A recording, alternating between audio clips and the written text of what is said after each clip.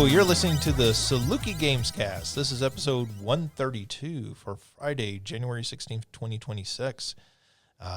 This is our Game of the Year podcast, the second part 2. This is where we'll actually be ranking our top 10 games of the year. Who will be ranking? We will be ranking. This is where we fight. Yeah, kind of. This is where it gets mean. So my name is Justin Young. Joining me, as always, are Mario Sanders and Christina Ivey. How are the two of you doing? Good. It's a good first week back. Yeah. You ready to fight? I came with Brass knuckles. No, I came with opinions. That's it. Came armed. I was about to say boxing gloves, and then I was like, "Girl, you don't have the energy. Don't." So if you've never heard our Game of the Year podcast before, this is our previous episode. Go check it out. It will be published by the time you're hearing this. That episode, we give out awards. And so we gave out awards in like 13 different categories. And so that's always fun because we get to call out some games that might not actually make our top 10. But for this episode, we start off with a list. Right now, it's standing at 29 games. I was about to jokingly say, because you added one right before this, if I should just say Dead by Daylight, just so that we have an even 30, but then immediately cross it off. If that makes you happy to have an even 30. Yes. And then I'm gonna write it down, and then I'm gonna cross it off immediately. I feel like that's one of those OCD things. Like, we need 30. Yes.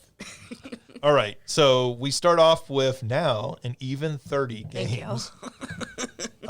And we will whittle down that list, knocking 20 off of that list till we get to our top 10. DVD is what she said. Oh my God, Dead by Daylight. I thought, did I not she say said it? the name. I was kidding, about I'm to kidding. say. She said the name this time. Look at Mario already fighting.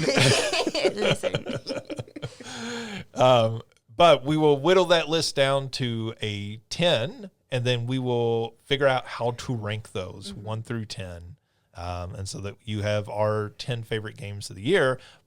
But if you want more top 10 games of the year, or maybe top 5 Pokemon of the year, or maybe senior superlatives of the year, you should check out SalukiGames.com. We, in addition to lists from us, we also have lists from various people who have been on the podcast, who are friends of the podcast. You can check all of those out by going to SalukiGames.com. Those will be published by the time these episodes go up, or will be in the process of being published on the website over the week.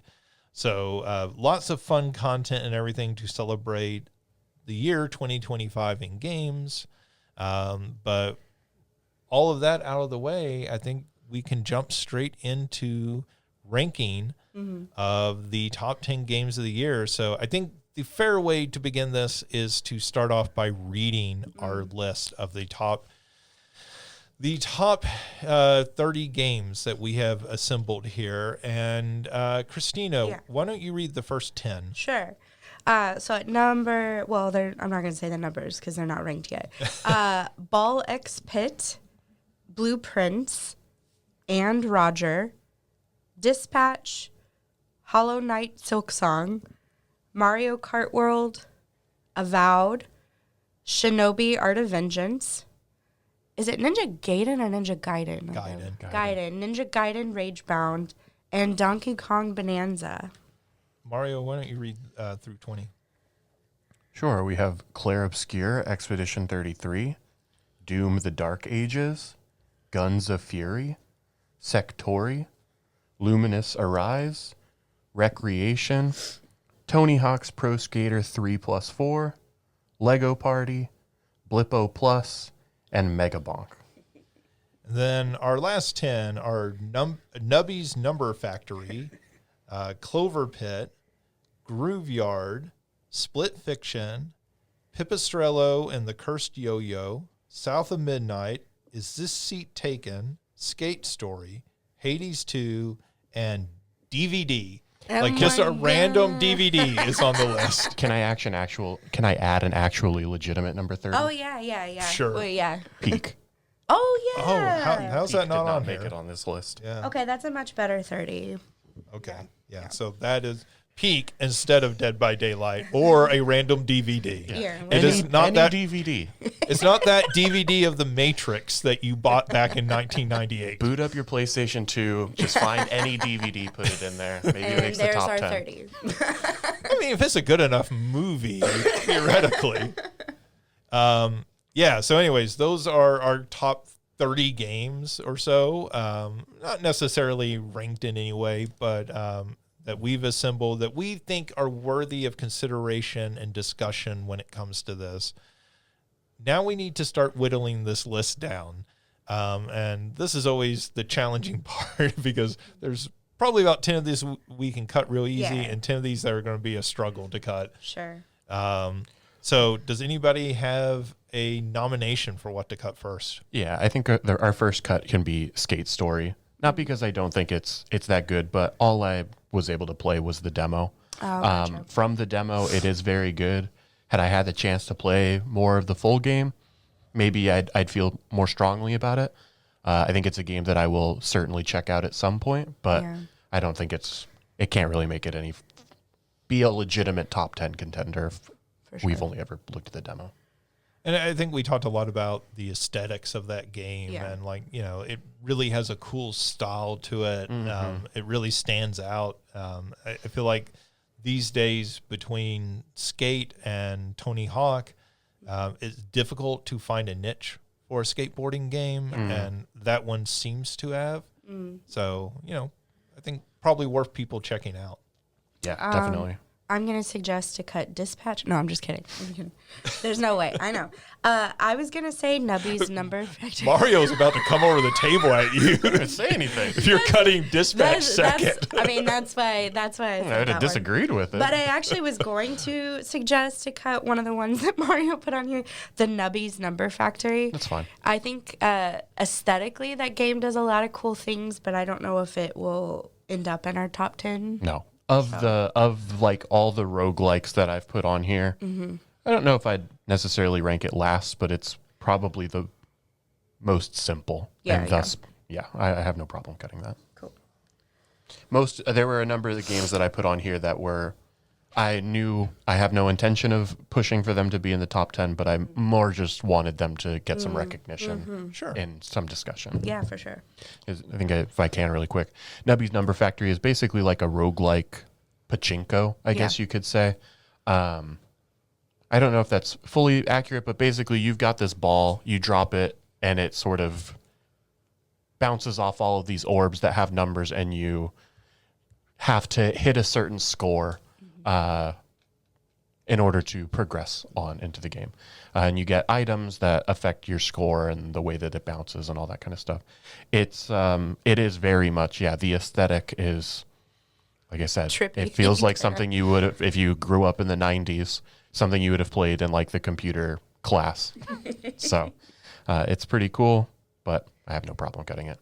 For anyone listening who doesn't know what pachinko is basically pinball with no flippers. Yeah. Like you're just dropping a ball into a playing field, usually vertically oriented instead of kind of at an angle like pinball is.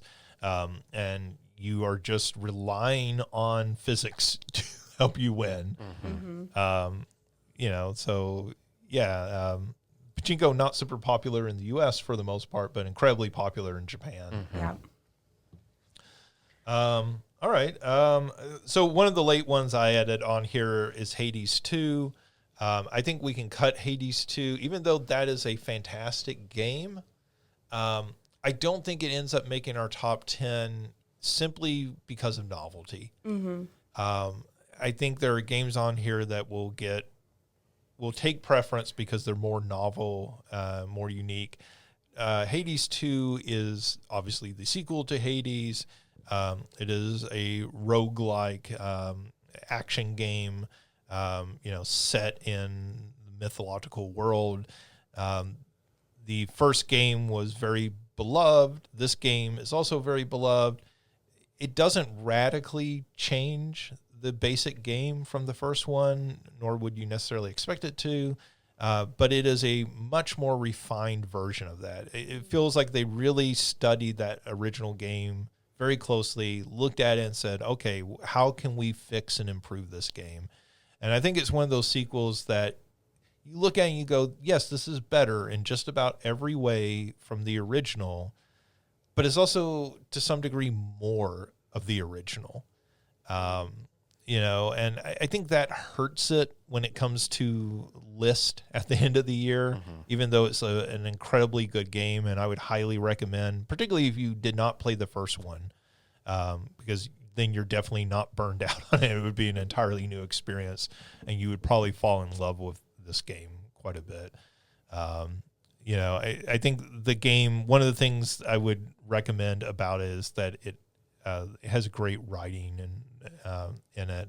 And I think that's part of what really stands out about the game is the mythological characters actually have like fantastic personalities that really that stand out compared to the writing in most games. So we can cut it for now, but I do strongly recommend Hades 2.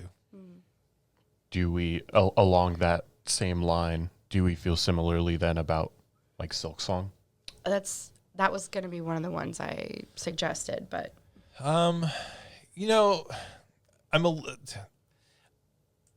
so we've talked about this on the podcast in the past that like Mario, you and I had the basically similar experiences with the original Hollow Knight, that we both tried it because of all the hype. We both bounced off it pretty quickly after starting it. I think I'm the only one here who played Silk Song. Yeah. I did not bounce off of Silk Song as quickly or as fast as I did. I still don't love Hollow Knight. I still think Hollow Knight is kind of a pain. It's not nearly as much like, I feel like Hollow Knight, I am constantly sort of hitting my head against the wall playing it. Yeah. Like, I hate to be like, oh, this game's too hard for me, because it's not so much that it's too hard. I feel like it's a punishing game while you're playing it. So, like, it's not that it's just hard, because, like, there's other games on this list that I think are pretty difficult games, and I would not raise the same issue with. But I feel like the entire time I'm playing Hollow Knight, or Silk Song specifically in this case, it feels like the developers hate me and want to punish me and want to throw everything they can in my way as far as progressing. And it sort of just wears on you after time. Yeah. I think it's a better game than the original just because it's more accessible. Yeah, and I got further into it. And what I played of it, I like, because I think it's well done for a Metroidvania. But I will say it never fully clicked for me in the way that I feel the die-hard Hollow Knight fans feel about that series. And maybe I'll go back to it, this year sometime and try to spend some more time before, some big releases come out. And maybe I'll eventually just sort of push my way through it. So, yeah, I mean, I would be okay with cutting it. As you say, we can hold on to it for a little longer. But I think there are 10 games on this here right now that I would take over Hollow Knight. Okay. Agreed. If that's the case, then I think we can probably cut it. We're not like, this isn't, the way they get eliminated is also not in any sort of order. Yeah. Right. Right. No. Especially since we're taking turns, and I think each of us would develop our own order. Oh, of course. So, yeah. Well, I think all of us, as Justin said earlier, will probably have our own top whatever list, maybe not necessarily just of 2025 games, but on the website, you can look at our own sort of personal opinions on games from the year. Yeah. I think, so I have some that are marked. I'm getting into territory of games I did not play, but just based on, like, conversations that we've had, and, like, does the conversation we have make me want to play the game? And I think for me, Is This Seat Taken is one of those that I might not see in the top 10. I don't know. I would fight for that one more than other games on this list. Another one of the ones that I put on here. Yeah. I don't see Grooveyard making it onto the... I actually had a question mark next to Grooveyard and Clover. Oh, Clover Pit. No, Clover girl, Pit I is- put girl, I talked about Clover Pit. Never mind. I had a question mark, though, next to Grooveyard because I did not remember that one. And I know that I was gone for a few episodes this season. So. Yeah, so Grooveyard is I don't know what you call it. I guess like slightly rhythm movement puzzle game. Basically, you have a little skeleton guy, and at the bottom of the screen, there's like a musical measure bar, and when you hit play, the bar starts moving, and you move. There are certain like symbols that say this is how your character is going to move. Oh, okay, like over this span of time. Sure. And you then have to hit a goal. So you actually have no control over how the skeleton moves, but you can basically create obstacles that affect the timing. So like if he's going to jump, you could put like a block above his head so it's like a quicker jump rather than sort of taking all of that time. You can have movements get eaten. So like rather if he's falling and a jump would go, he won't actually jump because he's already in midair. Oh, gotcha. And So you're planning out the entire level in advance. basically, and like it's like a one screen puzzle. Like Right. it's Cool. like, and I'm thinking like a 5x5 grid. Like it's not even a very big grid. It's almost like Lemmings in that, like, Sure, you are trying to set things up so that he walks through the puzzle correctly. Yeah, that's actually a really good comparison. And so, like I said, I think it's a cool little game. I think that, it's probably one of those little indie games that one person made. It's worth checking out. It gets pretty hard, but yeah. So Okay. I'm personally not ready to cut. Is this seat taken? No, yet? that's fine. I will understand if it doesn't make the top 10, but like I said, I'm getting into the because obviously the ones I played, most of them are ones that I'm like, oh no, I will fight. I will fight for these, and so that's why I'm like hesitantly cutting. is this seat? I want to at least give it a chance. Yeah. I totally. Let's see. So I'll put up Recreation because I don't think it will end up making this top 10. I've talked on the podcast and on our previous awards episode about Recreation. Recreation is, if you played the Burnout games, and particularly Burnout Paradise, this is the spiritual successor to that game. And it is an arcade driving game in which you have an open world and you drive around, and then you can like start up races at particular points. So as you reach a red light, you can pull up and start a race at that red light. The problem with this game is that it's not Burnout Paradise. Yeah. Like it is, I think I described it as like 70 to 80% of the way to Burnout Paradise. And the things that are missing are those sort of qualities that you don't realize are intrinsic to that game being the classic that it is until they're not there. Yeah. So like it doesn't have the licensed soundtrack, right? It doesn't have Avril Lavigne's Boyfriend, right? Which is like necessary. Yeah, I mean that is the game that you listen to while playing that. It doesn't have Paradise City, the obvious song for it.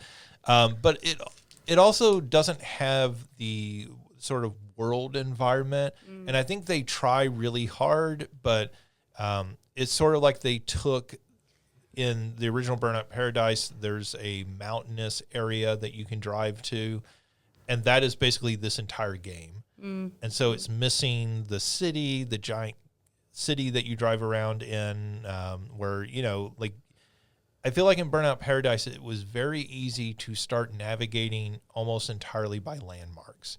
So they would tell you, hey, we're racing to the baseball stadium. And you could, if you had played that game enough, you could go, okay, well, I know 10 different ways to get to the baseball stadium from here.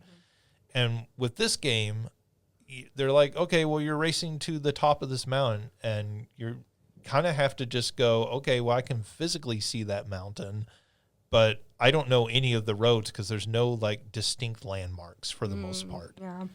and it really drags the game down. I still think it's a fantastic game. I still think it's a whole lot of fun to jump in and race around in this game. I would love to see the developers continue to work on the game. They've done some major updates, adding things, including starting to work on a major city as part of it. But as we've talked about, the developer also is facing shutdown, and whether any of that actually gets into the game at some point, it's looking less and less likely. I think Recreation, as we talked about yesterday, is one of the most disappointing games of the year for me because it's so close to being the successor that so many people want, myself included, to what was, of the Xbox 360, one of the best games of that generation, in Burnout Paradise. And it just doesn't quite get there, and it feels like it never will. And that feels like we've lost something. So there's like a sadness for me with this game. And that's not a hit against the game itself. It's still a really good game, even with that sadness. I think that's a legit, critique or, way to sort of whittle some of these down, though. Because even if it doesn't feel like a fair, weighing mechanism, it's what you're feeling as you're playing the game. Sure. Which is definitely a part of, what makes a game in the top 10, I think. Yeah, and I think there's other games that I can more wholeheartedly recommend, whereas this one is there's a very particular subset, right, of people I could recommend this game to and not worry about them having a negative reaction. Yeah, for sure. So, let's cut Recreation. All right. Well, then along those same lines, I don't know if I think it was certainly on our most disappointing list. How about Mario Kart World? I actually was thinking about that, but I didn't mark it because I was like, am I going to get pushback for that? I mean, it's one of those things that I don't mind keeping it around, but I think that there are others that I feel a lot more strongly about. Certainly 10 games at least that I feel more strongly about. I agree with that. If I guess you said that you would have been okay putting it up. Yeah. Justin, how you feel about that? I mean, it's no Kirby Air Riders. Let's be honest here. Yeah. I feel like, and we talked about this. Yeah, you're right. With most disappointing, but I feel like Mario Kart World is a game I'm of two minds of. One, I think this game has gotten a very unfair rap from the gaming community. I feel like people are really down on this game, and I'm like, I don't know, this is pretty good. It's pretty fun. I have enjoyed my time playing the game. Yeah. But I also feel like Mario Kart World is not the game that almost anybody wanted it to be. Yeah. It feels like a very safe game, right? In the sense, it feels safer than the pitch Yeah. for it. Yeah. Foretold. Yeah, it's one of those things let's release this. Let's not, as long as we don't ruin Mario Kart, it's Right. going to do just fine. But we also maybe don't want to take any massive leaps in terms of a risk that could have a stumble out of the gate with this new console. Yeah. And in their defense, that is completely understandable. Yeah, sure. Mario Kart 8 Deluxe sold something like 40 million copies. Yeah. If you told me follow that game up, I would be like, okay, I'm just going to copy that game exactly. Same exact game, just call it Mario Kart 9. Well, I mean, Mario Kart 8 Deluxe is already a re-release of Mario Kart 8, right? And also, to be fair to Nintendo, I'm sorry if I cut you off, Justin, but thinking about they did, with the knockout mode and with the open world, they did change that formula, and I think that deserves to be acknowledged and admired. But I still don't know if it does quite enough to set it all the way apart. Because if anything, at least for my top 10 and maybe our top 10. And I think that if anything, what they did was they sort of previewed what they could have done, and then didn't fully get there. It's like yesterday when the previous episode when we were talking about, like, it's really cool to have this open world, but there's no, like, I don't know if incentive is the right word, but, like, there's nothing there to really, I don't know, to push you to do that other than having that a different extrinsic Mario. motivation to just like go explore. Yes. So it's really cool, but also, like, I like the dopamine of getting trophies or getting, you know what I'm saying? Like, there's something. Of finding something. Exactly. out there. Yeah. There's I'm not getting the dopamine hit. There's from a it. there's a little bit, but maybe not quite enough, and Yes. I would agree with Yes. that. And, like, I definitely could see them releasing DLC that does that. Yeah. And that would make it, that would, would have right now pushed it into maybe a top 10, but for me, there are 10 more games on this list that I enjoy more. Yeah, I think for me, I think the one thing I would say in the favor of this game is that knockout mode. Yeah. Like, I think it's easy to dismiss that, but, like, when you actually are playing that mode is so fantastic. Yeah. Like, even playing it one player or playing it online by yourself, with other random people, not with a group of friends or something. Playing that knockout mode to me is the sole reason I will go back to that game. And before that game came out, I would have told you it's the open world. Oh yeah, there'll be cool stuff in this open world. Like, they're kind of hinting at things being there. That will keep me busy in this game from a single player perspective for a long time. I know I will continue to bust this game out for years to come with friends, playing multiplayer. But, like, I would have told you that the open world was going to be the big sales point, and come to find out the big sales point is that knockout mode. Yeah. Which, particularly when you played that on upper difficulty levels, it requires you to not only know how to drive the cart, like the expert techniques and stuff, but it requires you to know those levels. Yeah, it's tough. At those higher difficulties, it's tough. Like a proficiency of knowing those levels that I don't feel like Mario Kart has ever had, because, you can do the hopping and where you're, like, wall riding and stuff. And you watch some of those videos on YouTube of people who are just like, they're barely ever on the track because they're riding off of all the surrounding objects and everything. And you're like, oh, like, they made Mario Kart a higher skill level game than it's ever been before. Yeah. And while I'm never going to be able to do all that stuff that some people do, I'm, like, incredibly impressed by them doing that. And I start to think, okay, well, that's how they make a new Smash Brothers. Yeah. Right? Like, how do you innovate with Smash Brothers? You've already included every character, which is basically the problem they had with Mario Kart 8. They, had 100 tracks in it. Well, you innovate on the actual skill of playing the game. And so I think Mario Kart World when I say it gets a bad rap, that's what I mean, because I think that game is doing more than people give it credit for. I think it's a better game than people give it credit for. But looking at this list, I don't think it ends up in our top 10. Like, I agree with that. I think that's fair. Let's see, my turn. So the only thing that I've heard about Guns of Fury is what we talked about yesterday, because I think that was an episode I missed, and it feels like it was one I played over holiday break. Yeah, it came out in, like, December. Oh, okay. It feels like, based on, like, what I've seen of images, I haven't watched any gameplay, it feels like it is a game that has a similar vibe to maybe things on here, to other games on here that maybe do them better. I could be wrong, though. Again.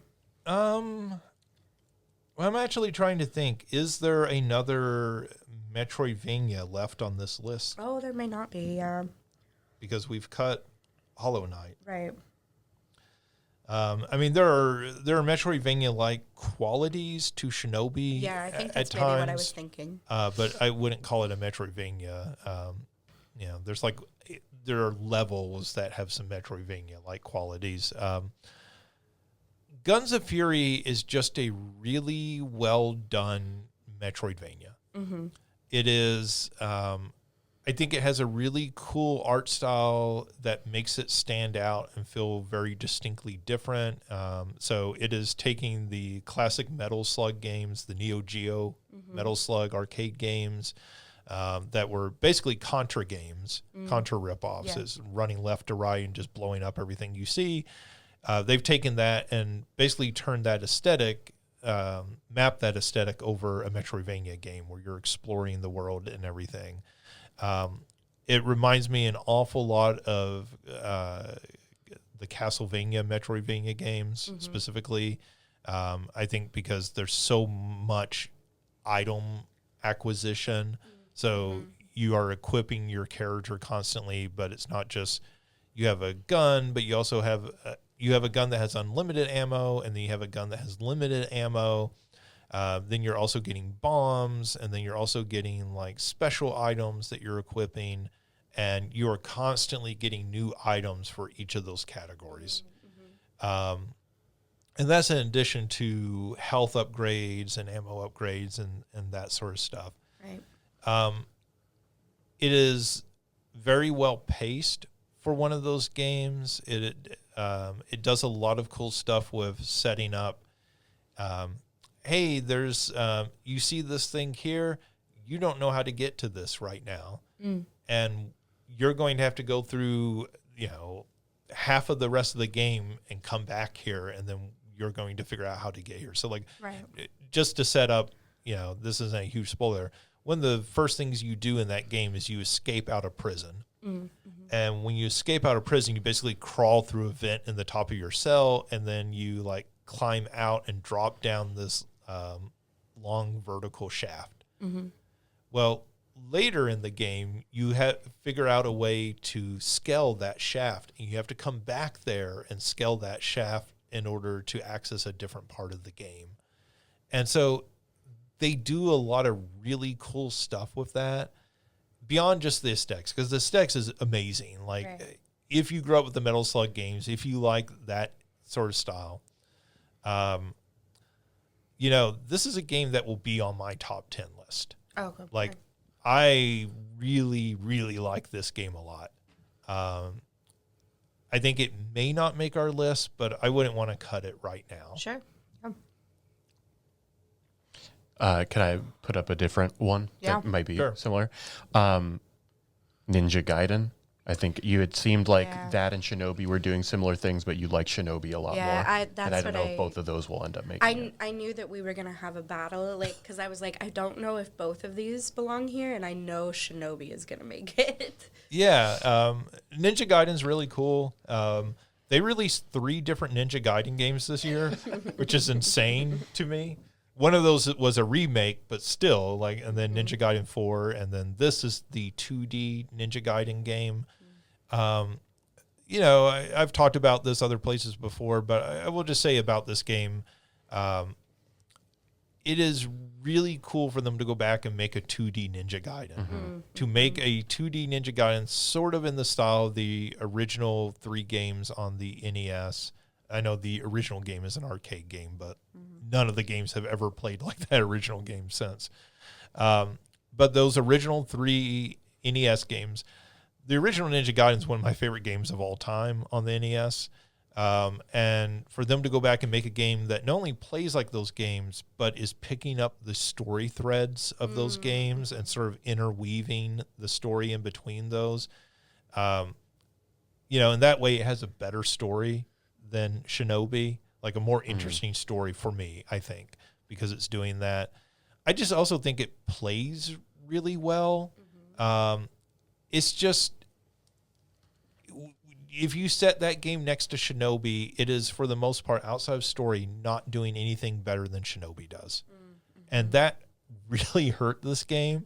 If this game came out in 2026 or came out in 2024, I feel like people would be talking about it a lot more enthusiastically.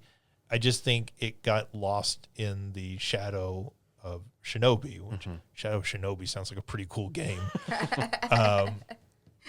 But I think it's a really cool game, and so I would recommend it to people, particularly if you like those original games. If you just like tight 2D action games, I think it's entirely worth playing. I also think that game does a really good job with its accessibility options. So even if you struggle with the game, there's a lot of things you can tweak in the options menu to make it where you can get through that game. And as somebody who sometimes gets mad when I've lost to a boss on the 15th time, I appreciate that, and I think it's cool that they do that because I think it opens up a game like that to a much broader audience. But yes, I think that's a game we can cut.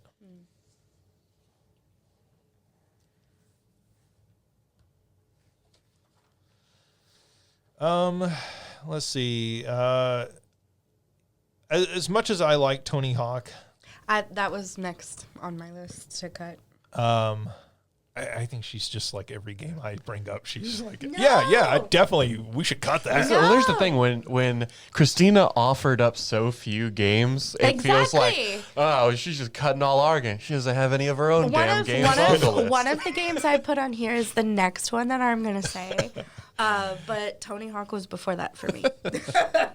I've talked about Tony Hawk before. This is a remake of 3 and 4. Some people had very negative reactions because they kind of cut the open world nature of part 4, but then they work around that by saying, hey, you can set the time limit. So it's not just a normal 2-minute time limit. You can set it for an hour or more. And so at that point, it basically becomes open world again. Like you're not constrained by time. This is a different developer than who did 1 and 2, but like it's just as good quality. Like the graphics wise, the feel is perfect. It feels like the Tony Hawk games. For me, the first 3 Tony Hawk games are still some of the best games ever made. They just have this incredible feel. When you're in the sort of zone of playing those games, they feel incredible. And then also, like, Tony Hawk games are fundamentally platformers. Yeah. Right? More than they're sports games, they're platformers. So you are going into unique levels and trying to explore those levels and figure out the best runs through those levels and everything. So there's a little bit of speed running kind of gameplay to it, a little bit of platforming like in a Mario or Sonic game. And one of the things that they do in this game that they didn't do in 1 and 2 is that they add additional levels, which sounds like the worst idea in the world when you first hear it, because it is really difficult to make good Tony Hawk levels, and everybody who's tried post 4 has mostly failed. But they actually do a really good job in this one. So there's a level at a film studio, there's a level at a water park, there's a level that takes place in a giant pinball machine, and you like can look up and see Tony Hawk is playing the pinball machine as you as Tony Hawk are skateboarding around inside the pinball machine. Isn't there a Bikini Bottom level as well, or is that part of the water park? That's part of the water park. Okay. You access it through the water park. But yes, there is a SpongeBob level. That's only in the deluxe edition, I believe. So just a heads up, if you were buying that game, buy the deluxe edition if you want to explore that. But anyways, like those new levels are really cool. Like they did a good job with those. They're a whole lot of fun to play through and explore. That game sort of sold me on the idea that somebody could make a new Tony Hawk game and it'd be good in this day and age. Like those levels particularly. And, this is one of those games where I'm like, yes, go buy this game. Everyone should play this game.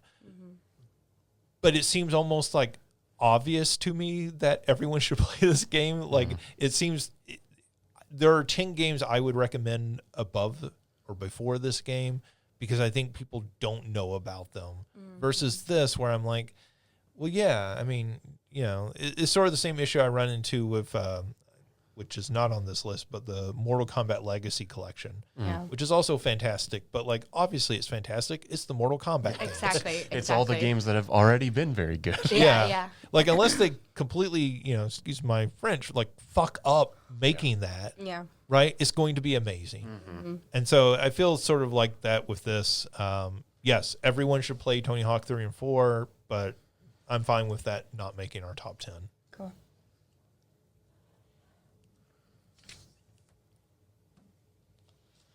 I guess I asked this just because I don't know how strongly you feel about it. Justin, how do you feel about Doom: The Dark Ages? I feel like I probably put more on the list, so I guess I am having to argue about more. I don't want to be the only one talking, though. Doom: The Dark Ages kicks ass, right? Yeah, it's more Doom. It was our most badass game. Right. Yeah. Well, no spoilers. People need to go back and listen to that episode. Go back and listen. It's the only spoiler you'll get from this episode. Sorry. But yeah, I mean that game kicks ass. Like it is. Yes, it's a Doom game, but I feel like after Doom Eternal, Doom Eternal's not a game I love. I love Doom 2016, the like sort of reboot. I did not love Doom Eternal. I don't think it's a horrible game. It wasn't there for me.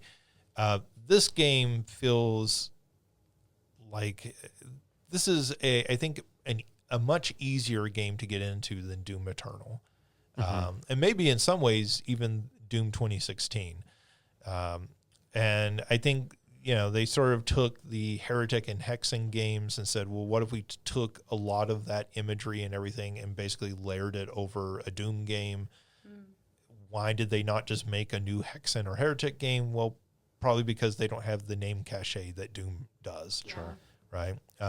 But I think it works really well. So we talked about, like, you have a shield that's basically, has a chainsaw running around the edge of it, and you're attacking enemies with that. You're getting inside of a giant robot and fighting kaiju monsters. You're jumping on the back of a dragon and flying around. And those sort of like unique levels aren't the best part of the game. And they kind of go back to them maybe a few too many times throughout the length of the game. But they're really cool, at least that first time that you do them. And I would say the actual game itself remains cool as you play through it.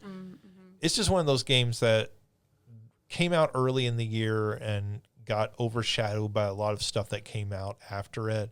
And I think it's hurt by being the third Doom game Sure. in this series, like this trilogy era of games.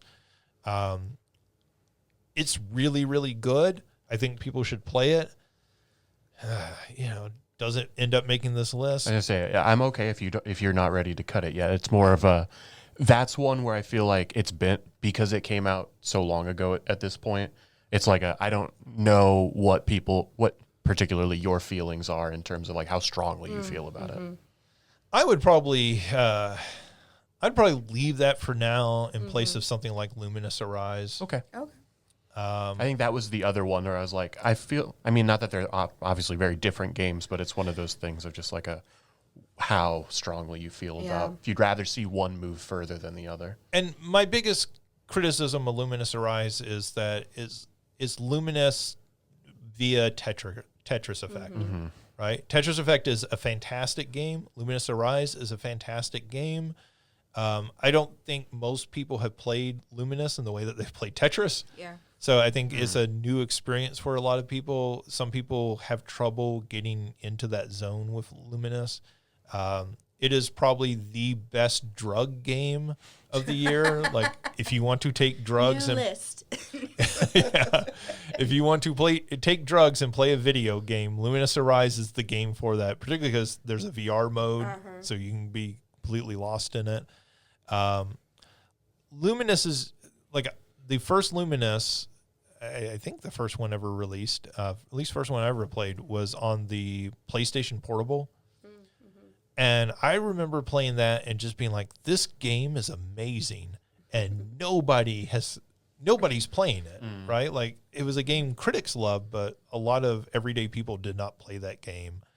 And it's just a really cool puzzle game where there is you are making blocks of 4. So you're laying down blocks of 4, but you're trying to make, based on color, the board, all the blocks you lay down are split between 2 colors, and you're trying to match them up and make larger blocks of 4. And there is a sort of timeline that is constantly moving left to right across the screen. And as you build up combos and everything, when that line hits them, it will break them or dissolve them or blow them up off of the board, and then the other pieces will fall down and can make new ones, but those don't disappear until that timeline does a loop and comes back around. And so you're constantly like under a time limit, though the time limit doesn't really matter, but it is making you think very strategically about where do I place this? You're trying to think 2 or 3 steps ahead the entire time. And then the puzzles are sort of pulsing along with the music and everything, similar to what they do in Tetris Effect. But the developers of Tetris Effect made Luminous before they made Tetris Effect. Yeah. So a lot of what is in Tetris Effect came from the Luminous franchise. Right. And so they're kind of going back to Luminous and blowing that out some more. And it's a really cool puzzle game. It's one I hope more people will play. Tetris Effect, of course, did fantastic, in part because of the name. Everybody knows Tetris and everything. That might have been my game of the year it came out. If not, it was in like my top 3. Yeah. And I think this game is every bit as good. The biggest complaint and the biggest criticism I can give is similar to Hades 2. It's more luminous. It's more of Tetris Effect, essentially, right? I would say it's not just more than that, because Luminous is a very different puzzle game, but I can understand somebody feeling that way. Yeah, for sure. So I'm fine with cutting that. I would cut that before I cut Doom. Okay. I was We only cut 10 games so far. All right. I was gonna suggest Clover Pit next, just because, really good roguelike. But I mean, our top game of the year last year. Can I give this spoiler? No. Okay. Yes. Okay. Yes. You gotta go. They gotta go back and listen. They to gotta it. go back. It was Balatro. But so it's like, since that came out and did so well, it's like developers have been trying to be like, oh, well, let's play with this like gambling idea to try to do it. We saw many dice games this year. We saw, pool in a couple of different iterations. And so this is trying to do the same thing, but mixing it. It's a slot machine, mixing in the horror element too, where you're in this like really dungy, like disgusting looking little cell, and you're trying to pay off your massive debt by basically breaking the slot machine. And there's a variety of items that you can use in order to improve your luck or to break the game, basically. And I think that out of all of the roguelikes that were trying to be Balatro, this one was probably the most successful or the most popular. And I like the horror element of it. Like, I think that added layers, because, with Balatro, you had the different decks that you could, essentially, it required different strategies. And the further you get into Clover Pit, like, there's different ways to save yourself.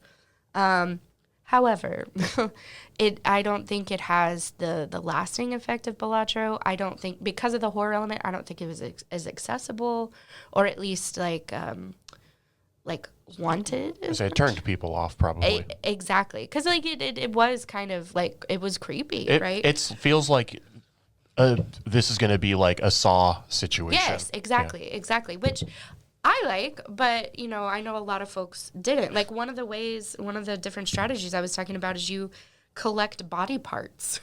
And if you have a certain number of body parts, then you get to access a different key to let yourself out. And so I liked it. Was definitely one of my top horror games of this year, but I don't think it needs to go any higher on this list. I played through it, and I got the true ending or whatever. And I felt like it didn't fully pay off with all the story that it was building and stuff like that. Like, it is doing some very interesting things, and I kind of like at the very end was left like, oh, I feel like there should have been one more thing here. Yep. Like, even if it's just like a narrative beat or something that gives me some closure. Yeah, for sure. Like, I wanted to hang on to it for at least past the 10 that we take off, but it being that 19th game or whatever, yes, I'm very happy with that.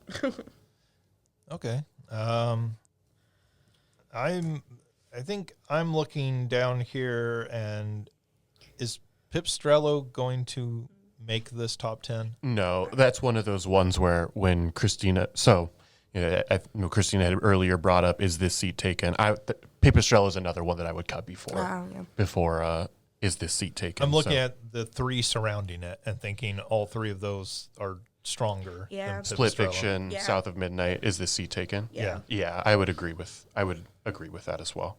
So yeah, I can talk about. I guess I'm not the only one that played it, so I'll talk about Pipistrello a little bit. Pipistrello is a pretty cool little silly game. I think one of the better comparisons that I could make to it would be something like Minish Cap. Pipistrello uses that Game Boy Advance aesthetic. When you boot it up, it does it like looks as though it's putting a Pipistrello Game Boy Advance cartridge into a Game Boy. So like it is leaning heavily into that.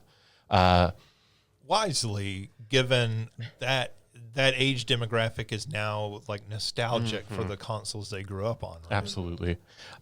You play as this bat, and you're the soul of your aunt is trapped in your yo-yo. And so you spend the game trying to... It's a bionic commando where his wife is in his arm. You spend the rest of the game trying to... Spoilers. Yeah, resurrect your aunt, basically. I think one of my biggest frustrations with this game is it is like this action adventure game, like a Minish Cap, like a Zelda, but there are so many instances where it asks you to do this really precise, like platforming. I don't even know if that's the right word, but like there are these like gaps or pits that you have to traverse, and it asks you to do a lot of this precise movement. And so it like that requires like a combination of button pushes. And I'm trying to remember, because it's trying to use that Game Boy Advance, I think it primarily relies on only the two face buttons. So it means a lot of that movement is mapped to the same button, or like a lot of actions are mapped to the same button, just with like other combinations of buttons pressed. And there were definitely moments where that became more frustrating than fun. I think about a game like Celeste. It's a very different game, but like that is also obviously a precision platformer. It's like my favorite game of all time.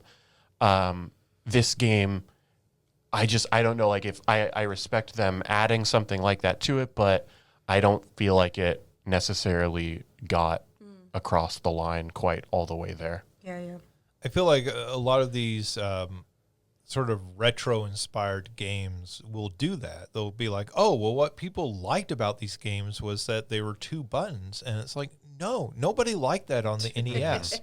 Like, I mean, at the very least, 4 buttons. Yeah, and right?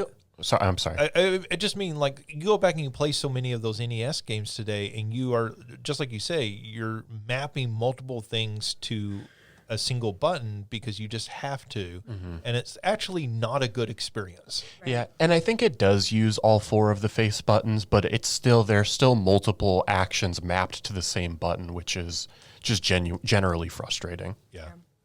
I don't say that as a criticism of this game specifically. No. I just, generally that's an issue I've encountered where I'm like, like we have added more buttons for a reason. Right. Yeah. It's not just to complicate it for casual players. It's because it makes it more accessible. Have we gone too far? Maybe. With the amount of buttons, but when we're adding more buttons than to the 2. back of More the than controller, 2. maybe All so. the different triggers and stuff. Yeah. I have no problem cutting that game. It's a fun one. I think if you have nostalgia for the Game Boy Advance, it's worth checking out. But that's kind of what I have to say about it. Let's see.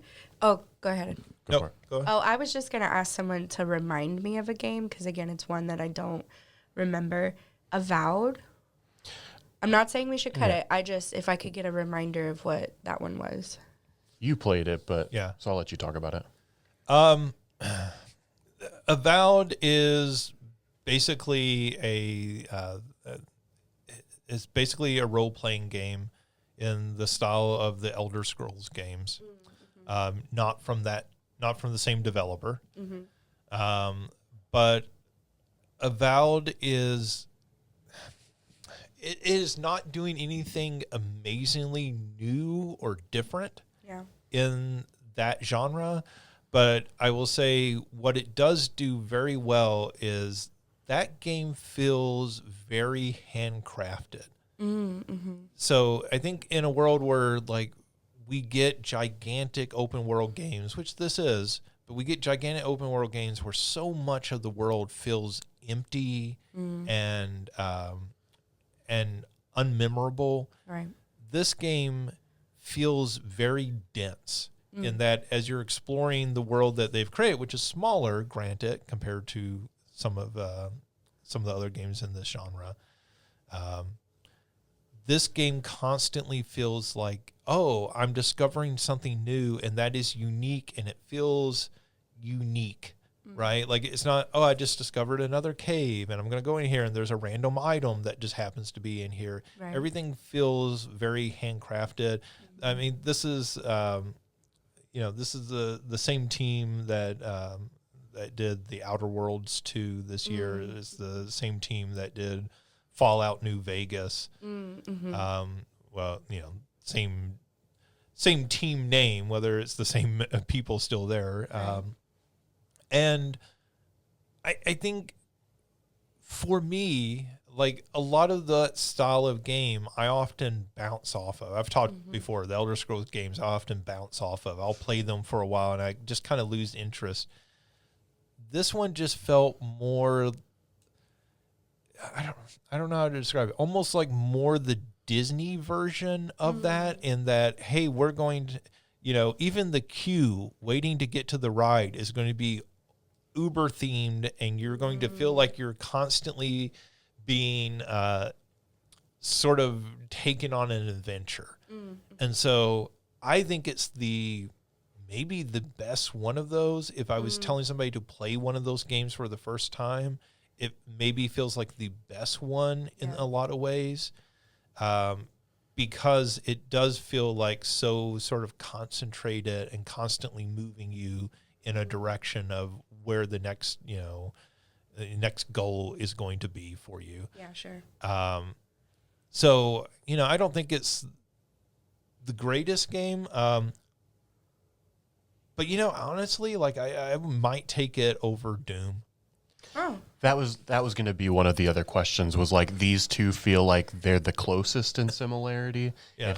Similar to Shinobi and Ninja Gaiden, do you feel more strongly about one of them than the other? Yeah, and I just think because Avowed is doing something, even though it's not unique, it feels like such a fresh take on that. And I feel like so many people overlooked that game this year because, it's another one of those. Yeah. Right? It's another attempt at making one of those. And it's like, no, this is actually a very well-crafted one of those. Well, I think Oblivion came out this year as well. And that, the remake. that kind of affected it too. Yeah. And I mean, and again, they did the Outer Worlds 2 this year, right? So that is another one of those type of games. That's one I did not play, so I can't speak to. Yeah. But yeah, I would cut Doom before that, so I'm okay with cutting Doom. Okay. Cutting Doom right now? Okay. Let's see. And I skipped Mario. I'm sorry. Oh, that's okay. She was just so desperate like, Well, no, it to was get more to like, Avowed. no, I knew my turn was. Game's gonna make our I top need 10. blood. No, I knew my turn demand was an coming offering. up, and My this was game one I got didn't cut, remember. so now it's just everybody's gonna I get have it. all of 3 games on here, maybe. Yeah, I guess I can put one up. I think that would be next in order. I'd be okay cutting Mega Bonk. I like Mega Bonk. Mega Bonk will be on my top 10.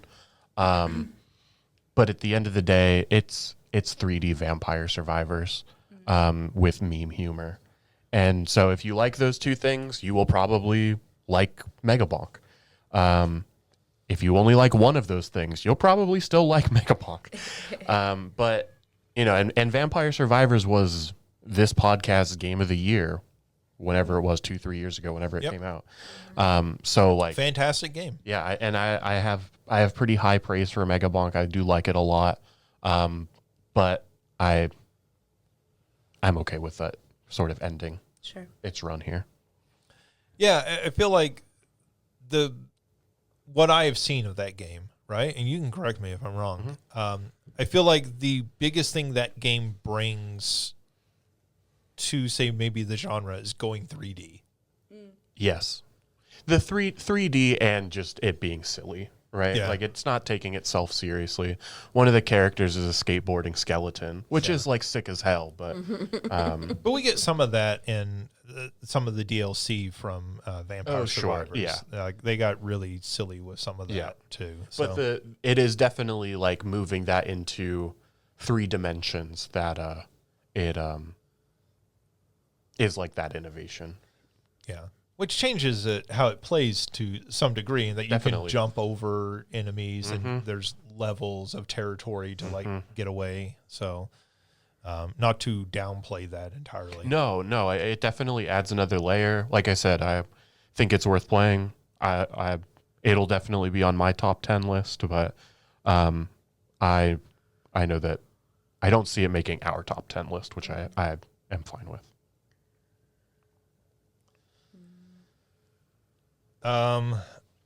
Okay, Mario, let me ask you, because I don't think both of these will end up making the list. Between Split Fiction and South of Midnight. Yeah.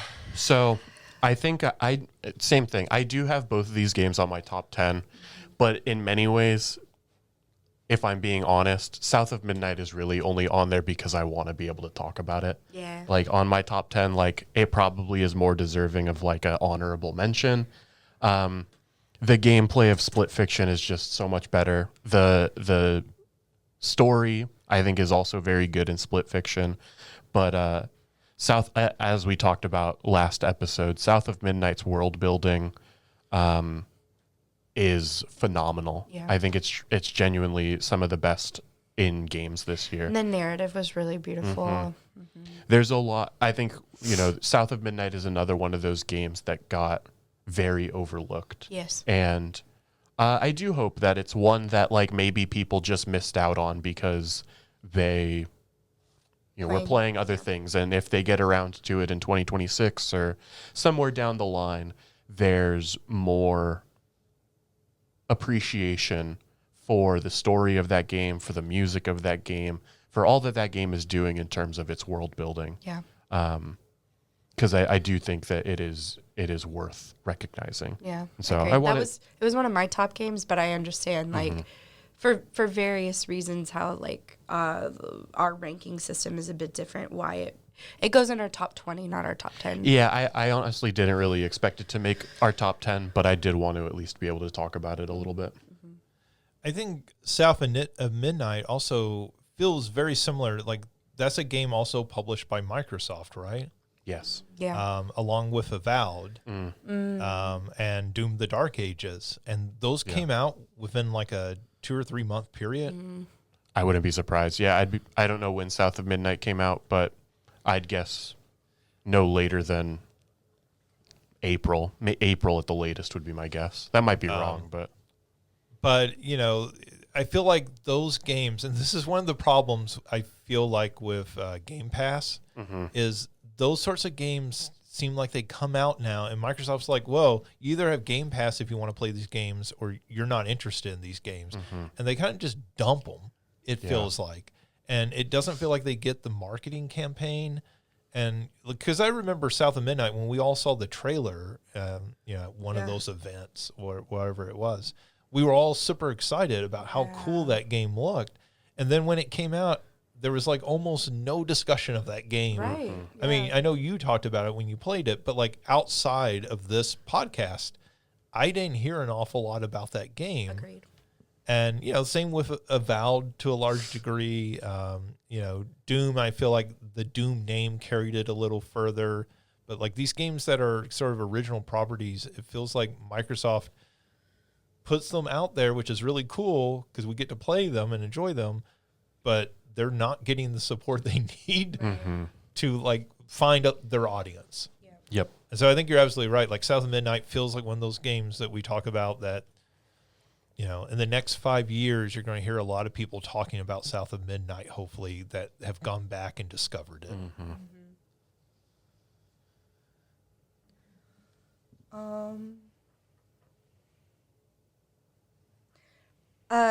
Justin. Yep. I know Blippo Plus is doing a lot of cool things and it looks really cool. How do you feel about it being in the top 15 as opposed to the top 10? Question. I don't want to cut it necessarily, but I also don't know where to go. No, I understand. Blippo will make my top 10. Blippo Plus is less of a game than it is a sort of an art like experiment, I think, in a lot of ways. Also, shouted out on Twitter by the Blippo Plus people, Justin Young. Oh, right. Because of the podcast. Yeah, the podcast episode, we got shouted out by them. I forgot that. Really? Yeah. Or I got liked or something like that. So, like, it's just this really cool art experiment. And it feels like one of those things in a world where video games feel often quite stale, right? Like that we feel like we've seen everything. To get something like this to come out this year out of sort of nowhere and people be like, what the hell is this thing? And it to be like such a breath of fresh air of an experience, right? Like even if it's not the best game, because it's barely a game, even if it's not the best game, the fact that they're doing something so incredibly unique with the medium, right?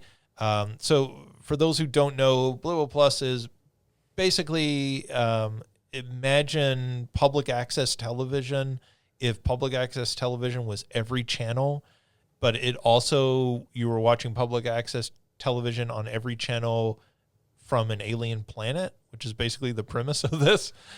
And so you are basically flipping through channels, experiencing these weird different programs that sort of resemble programs that we have, but more in broadly genre than like specific programs. So it's not that they're doing a specific Sesame Street parody, but they are doing a children's program here, and they're doing a soap opera here and that sort of thing.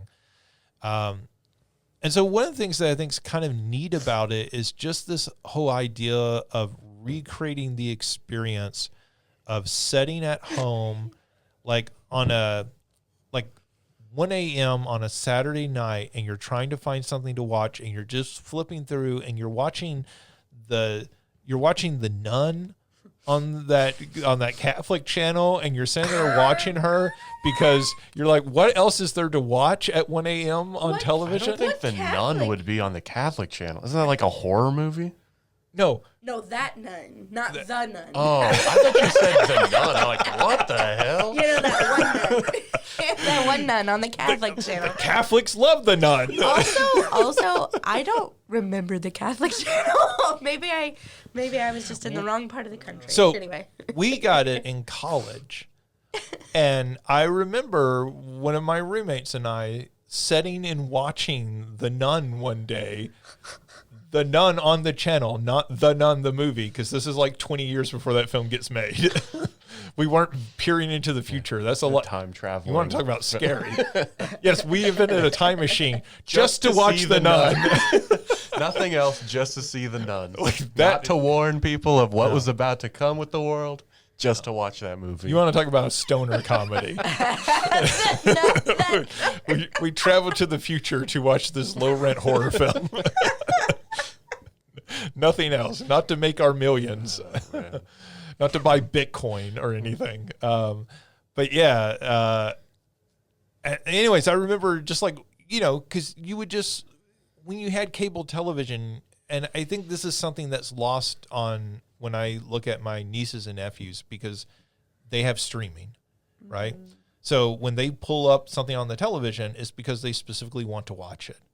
They can watch whatever they want, whenever they want. Right. It's not like what's on right now. Right. So it is very rarely the experience, I feel like, for them of just sitting down on the couch and, and not realizing that sometimes there's just nothing on because it's the directs of the schedule, right? There's just like nothing. And so you end up watching something weird because you're like, this thing is on and like, why is it on? Sometimes like that's the question that you have when you're watching. Who is this for? That makes me sad. Kids who stay home from sick won't get to watch The Price is Right. Right. I mean, I guess they could still watch The Price is Right, but you'd have to search that's not for the it. only thing that's that, or Days of Our Lives. Right, exactly. There's Right. something to start. Like you eat your saltines.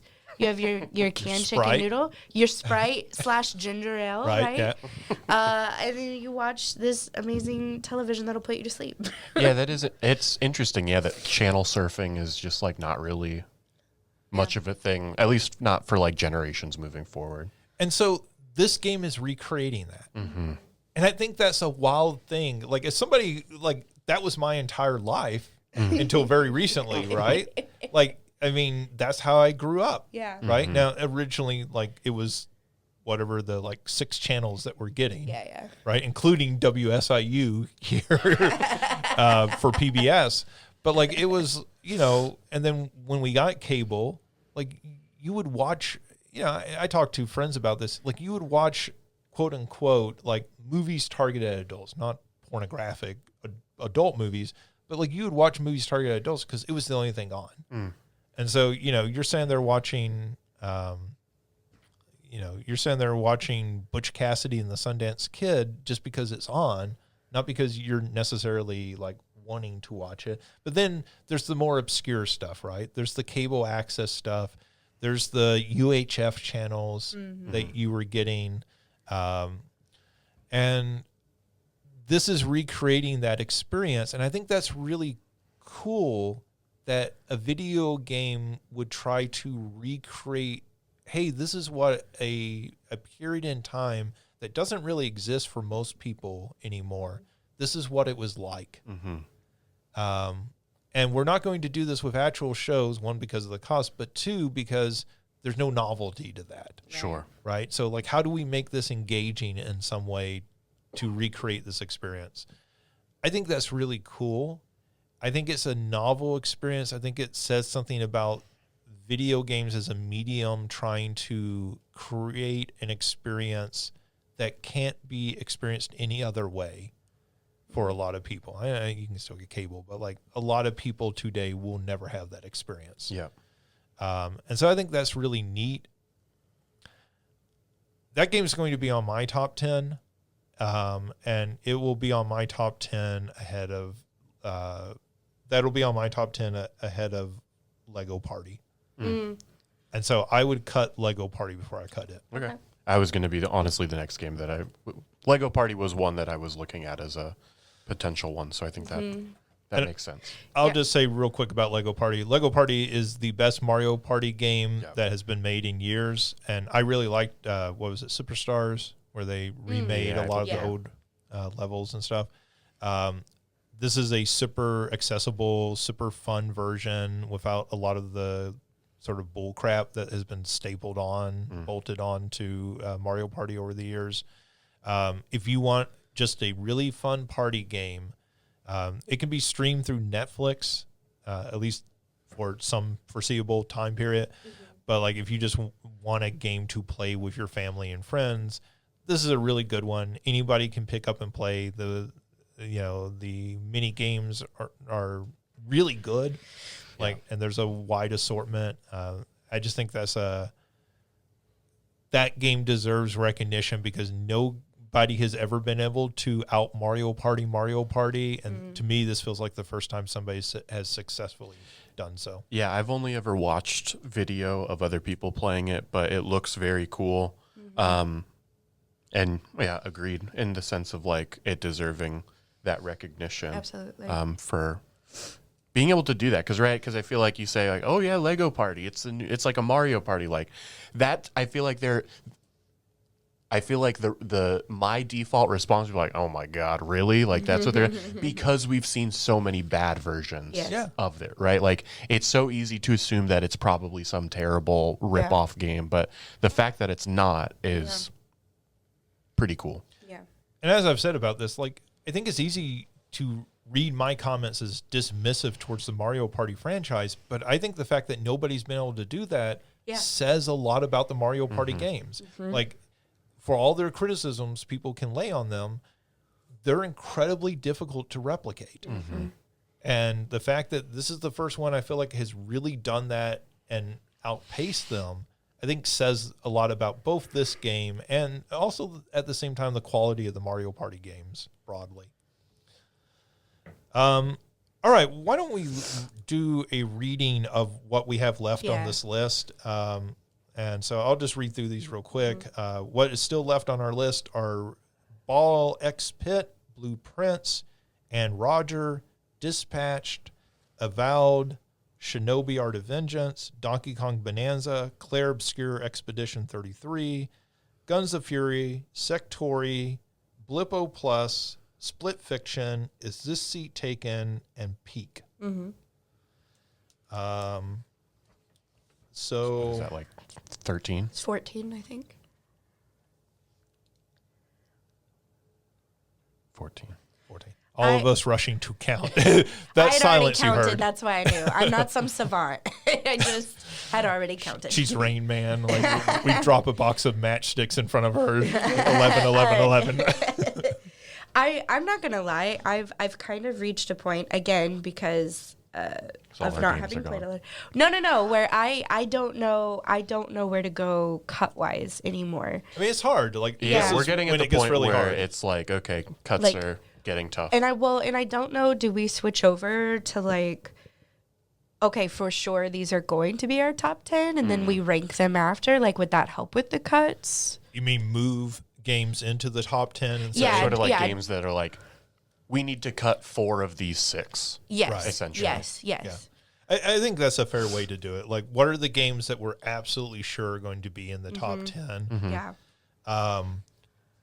I think we can, like, maybe even do that by, like, Going putting, down. Yeah. So to say, I feel like Blueprints Yes. will almost certainly be in the top 10. For sure. Dispatch, I Yes, think, will almost agreed. certainly be in the top 10. I think, Justin, you feel strongly enough about Shinobi almost certainly being in the top 10. Yeah. Donkey Kong, Yes. I think. And I think- Claire Obscure. yeah. Of Claire course. Obscure. I think after that, After that, it kind of feels like the rest are fairly open. yeah, because that gets us to 5. That does get us to 5. So we'd have to cut 4 of these 9. Yeah. Well, I go ahead. Well, I was just going to say, I think we can cut Avowed. Okay. I think it's made it far in here. I think I really like that game. I would highly recommend that game to people.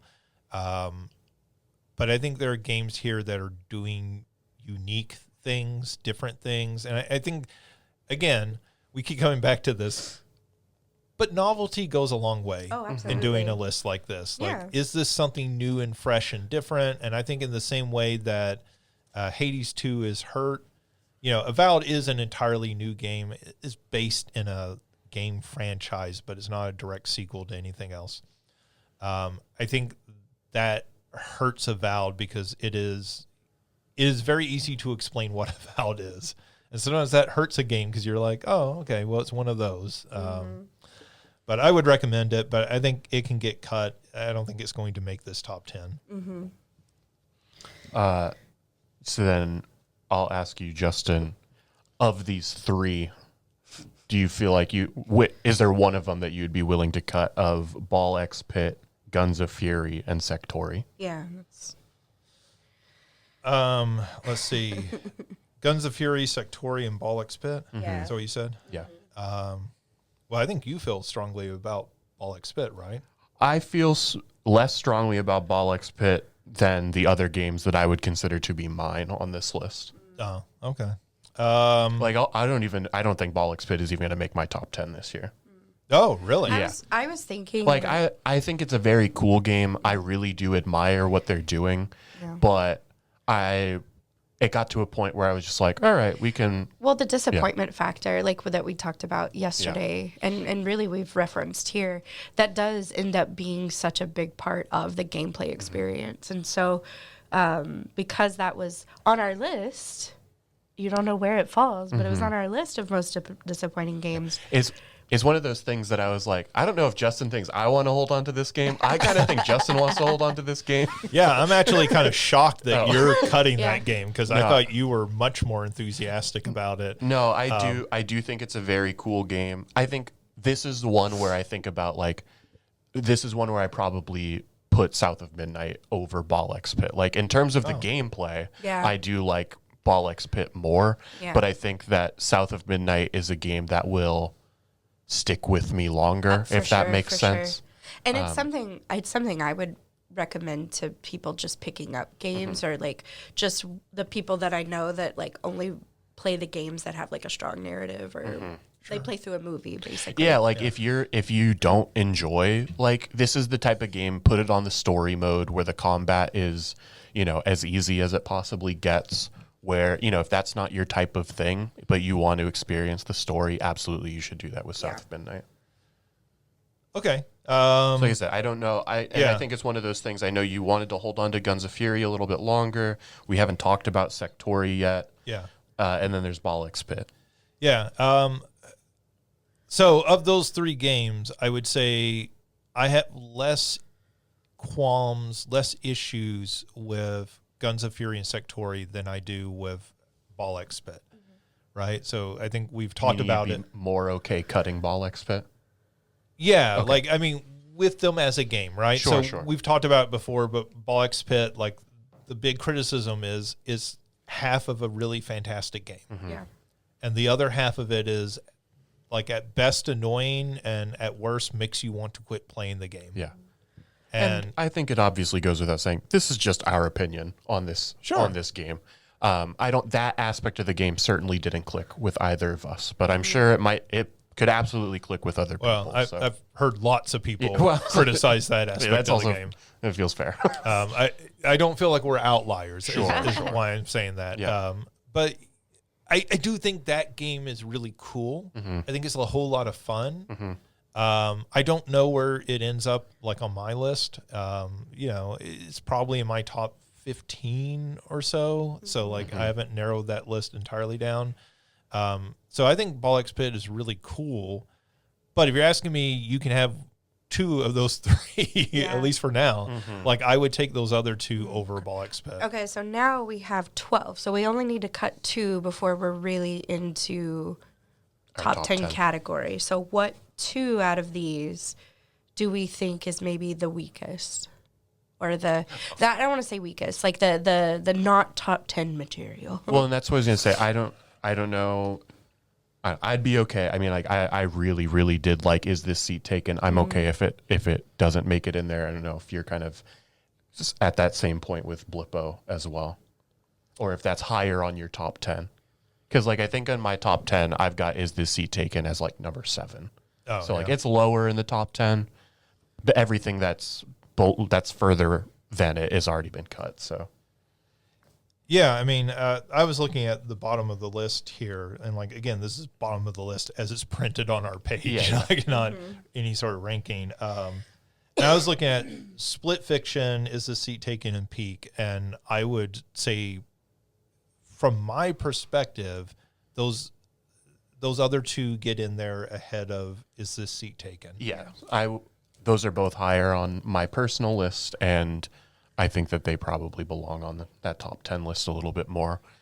And I've only played Peak, but I have played their previous games, the Split Fiction developers, and I just feel like, again, you may feel different. I did play some of it, Is the Seat Taken, and I do think that's a really cool game.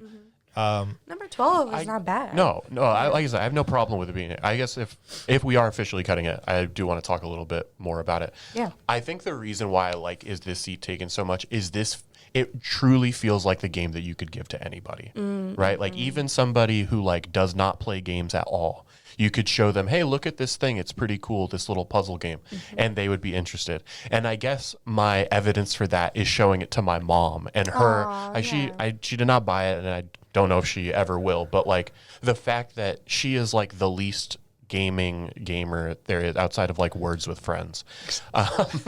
Or the New York Times daily games. But like her seeing that and be like, oh, that does look really cool. I don't know. Like, I think I really appreciate when a game, especially one that's on the surface as simple as is the seat taking. Like, Sure. Not every game has to be this. Every game has to be a Claire obscure, right? Like the is this seat takens of the world are really important, and so I wanted, like I said, I'm okay with it not being making our top 10. Absolutely. But I do think it deserves to be admired. For sure. And I know we've talked about this, but like I think one of the ways that it is so accessible is, as we've talked about, the design of that game. Like the look of the game, like it has such a clean aesthetic to it that I think, when you start making games and there's user interface all over, like HUD elements and things, there's, this is particularly a problem with a lot of mobile games, which, this came out on mobile platforms as well, that people look at it and they go, oh, I don't even know how to begin to interact with that. Even if it's a really simple game, right? Like, I mean, something like Vampire Survivors runs into that problem. And I think one of the things that really kind of got me with it was, oh, this is such a clean design. Like whoever designed this, I feel like whoever made this game had to be somebody who comes from like some sort of art graphic design background, even though the art is very kind of simple in a lot of ways. Like they are thinking very clearly about how do we simplify this? How do we make this really accessible to the audience? And I think, again, for somebody like your mom or my mom or, other people that I know who don't play a lot of video games normally, this would not be intimidating for them to pick up and play. Right. And I think that sounds like, in some ways, like a slight, but like it's actually a really high compliment. Yeah, I think it's a massive praise. Yeah. So, I mean, is the seat taken? People should play. Like, cool game. And, just for somebody who plays all the video games, or not all of them, but plays a lot of video games and plays a lot of like big AAA productions, that game took time out of my playing this year. You heard it here. Justin plays every video game. So if a game was not on this list, that means Justin disliked it that much. Look, I Ghost played of Yote fans, Death Stranding fans. Look, I play DVD all the time. I just pop open my DVD player, pop in. I love that DVD. Listen, it's a great show. All right, so I think we have one more. So we have one more. So what's our runner up to our top 10? I'll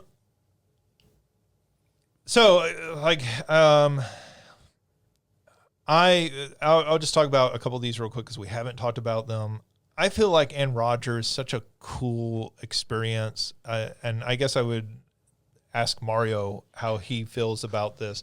I feel like that's doing something so cool. There's part of me that is very enthusiastic about including it in the top 10.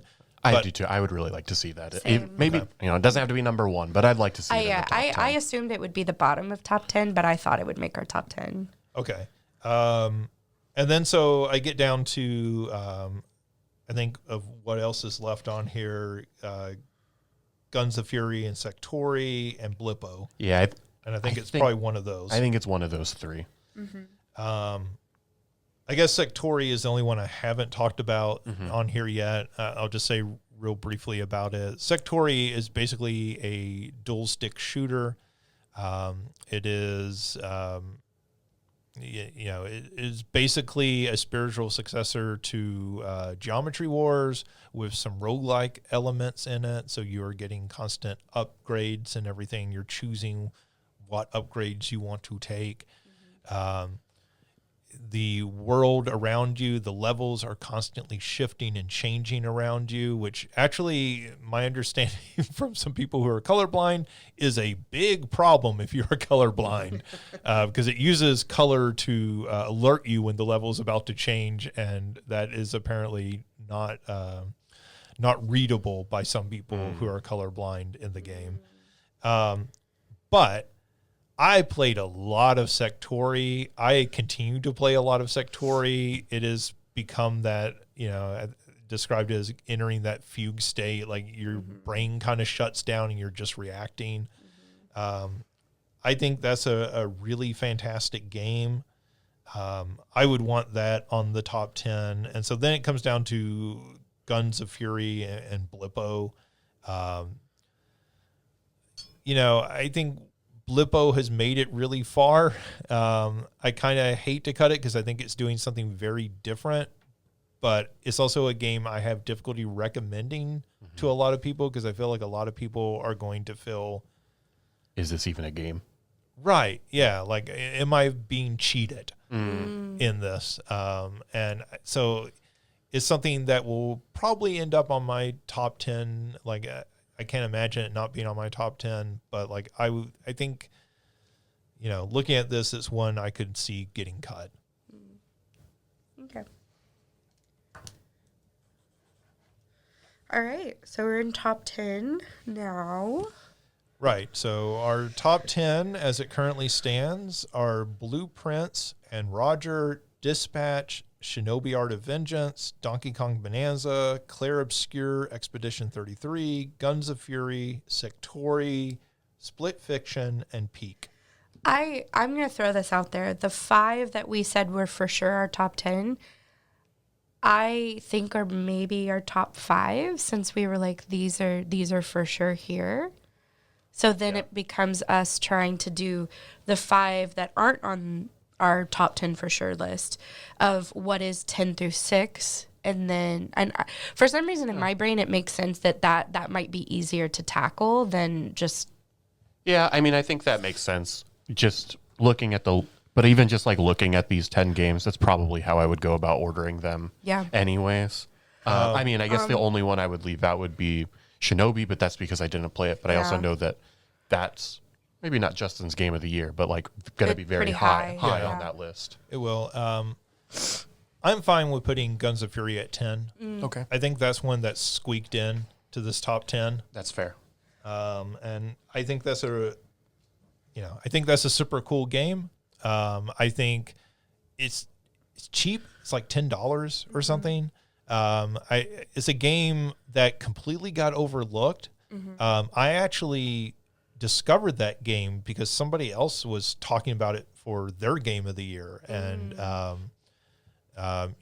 like it was one of those games where like, I just heard nobody talk about that game. It feels like that really cool indie band. Like you want to like kind of, you find out a band about, and you want to tell everyone about it because like nobody's talking about them. And so, there's other games on here like Sektori, which I feel like found more of a wide audience for it, where this game feels like it came out and it just disappeared. And like, even when you look at it on Steam, like the number of reviews and everything, like it just feels like people completely overlooked it. Yeah. And I really think it's a gem that came out this year. And I hope more people get a chance to experience it. But as I said, it squeaked into this top 10. Like it being in the top 10 is its award. How do we feel about Anne Roger as our number 9?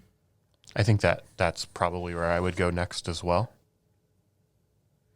Just because I'm so, again, kind of like with Guns of Fury, but in a slightly different way, I'm glad it made our top 10 because I think games like this, maybe it gets overlooked by like super involved gamers or gaming community just because it's that visual novel sort of thing. But it's so beautiful, and I'm glad that it made our top 10, but I don't necessarily know if it goes much higher than 9. Yeah, and I think, much like I talked about with Blippo, I think this is a really cool game that uses the medium of games to try to convey an experience that most of us, if we have, we wouldn't be able to play a game about it, right? Yeah. Like by the time you might have the experience depicted in this game, you wouldn't be able to play the game For sure. itself, Yeah. right? So it is trying to, I feel like, make us more empathetic, Sure.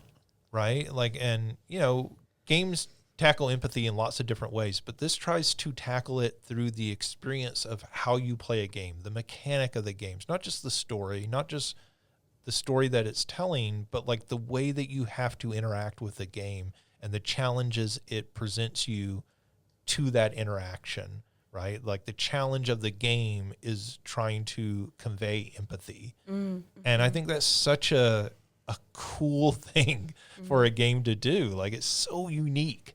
It's not the only game that's ever attempted that, but it is doing that in a way that, it's not something we're going to experience again anytime soon. And so I think that game is super cool. People should play it. It's super short. You can beat that game in less than 2 hours. But it's completely worth your time. Yeah. So I think number 9 is fine for that game. Yep. 8. What do we have? Wait, how would you rank Peak over Split Fiction, Mario? I think I do have Peak. I think I do have Split Fiction ranked over Peak in my rankings. I think actually the one game that's on this list that I have below those two is Donkey Kong, but I'm not gonna fight for that. But I would put I feel like our next. Well, I guess we know what our next 3 is, but I'd be okay with Peak at number 8. If we wanted to move, Donkey Kong down, I'm fine with that. Because that was going to be my suggestion for number 5 in the top 5. I mean, I think Donkey Kong, from my perspective, belongs on this list. Oh, sure. That's my biggest argument for Donkey Kong. No, That's one of the 10 best games I've played this year. Absolutely. Easily. Yes. It is on my top 10. It's just, I think, one spot. I think it's number 6. Whereas Peak, I think I have at number 5. I have not played Split Fiction, so I can't speak to it. I have played Peak. I think Peak is a really cool experience. I would not rank it above Donkey Kong. Yeah. Personally, but I could see somebody's argument for that. Yeah, and I think, and I'm okay with us putting Peak at number 8. I think, because I think that's a game that, I don't know how to say this, is like kind of fleeting, right? It's one of those like in the moment type of games. Like if you played it in the moment, whereas like after you've played it once, after you've played it 10 times, after you've played it 20 times, I think that high that you get from the very first playthrough starts to fall off. Like I still play it with friends and I still think it's a lot of fun. Yeah. You don't, it turns into a different game of that, like, oh, it's silly when we all fall off the mountain. and it turns into, okay, we're actually like trying to do this thing. And I think that is an inherently different experience. So I'm okay with putting Peak at number 8. Well, I think one of the things we've talked about is like that sense of discovery. And I feel like the greatest part of that game is that initial sense of discovery while playing it. Like it is a game that has somewhat of diminishing returns the more you return to it, or at least like as you described it, like a sort of shifting of the returns. Like it becomes something different. But like when you first pick up and play that game, even the lobby area to that game is like so like thought out, like is so it's not so clever you're like blown away by it, but it's like, oh well, of course this makes sense. It's very and, like charming. the setup and everything. It's a very charming game, and I think those are the types of things that it's like, oh, it's just that like little extra consideration that went into it, right? And so. And that game came from a game jam. They like made that game in like a weekend or a week or something. Wow. Like, and then it became one of the biggest games of the year. And I think in part because they just kept adding like clever things to it. Like that game could have went so wrong in the development of it. And I feel like the developers made very smart choices. Yeah. That sets it above the other Friends slop games. Yeah, for sure. Right. Yeah, definitely. Okay. So peak at 8. Yes. All right, so now we have Sektori and Split Fiction, which is, again, really difficult. I think it would be similar rankings with the two of you on your own separate list, but how do we negotiate that? So I'd be okay putting Split Fiction at number 7, I think simply based on the fact that like you need another person to play this game, right? Yeah. And that's not necessarily a knock, but it does add like one extra layer of accessibility, Sure. right? I assume you don't have a problem with that. No, I mean, I'm kind of the same manner. Like, I would be fine at either position for Sektori. Like, again, I think Sektori getting into this top 10 and getting like ranked as high as it is right now is an accomplishment for Sektori. Yeah, well, so like I said, I don't think there's too much of a difference between these two Honestly, positions. I think we're pretty all in agreement that this will be 7 and then 6. Split Fiction is really cool. I think Split Fiction is a better game than I actually give it credit for. I think for me, because I connected with It Takes Two so much more, I tend to overlook some of the very good things that Split Fiction is doing. Because of the narrative? I mean, I liked It Takes Two's narrative more, but I think because the gameplay is very similar and like it's one of those things that it's like. Well, I was asking why you connect it more to it. I do think it's because of the narrative. Okay. I think the narrative was a big part of why I really appreciated It Takes Two. But I also think it's similar to what we were saying of it's not just more of the same, but it is very, very similar. Right, in terms of the way that the games are played. I think I also liked. I mean, I'm not going to go so far as to say that like It Takes Two. There's a little bit. It feels more lighthearted in some ways. I mean, like obviously the story is like very serious, as is the story in Split Fiction.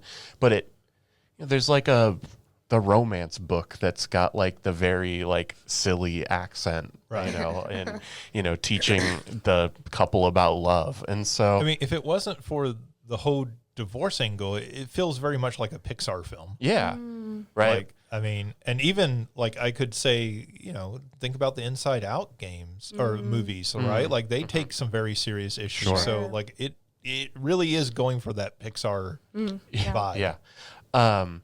Yeah, and so I think I overlook a lot of the highs of Split Fiction, or like Sure. I think I rank it lower for that reason in a way that's a little bit unfair. But I do think Split Fiction is really good. I think I talked about it on our last episode, but it features these like side stories that are really fantastic. Like in many ways, I think those are some of the best parts of the game is getting to take this little detour from the main path and doing this little side thing. And I think it's great.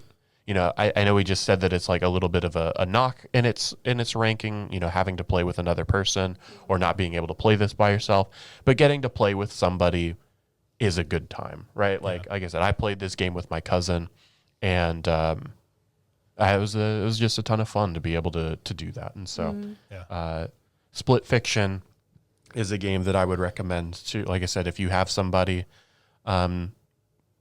if you've been interested, I think it's absolutely worth playing.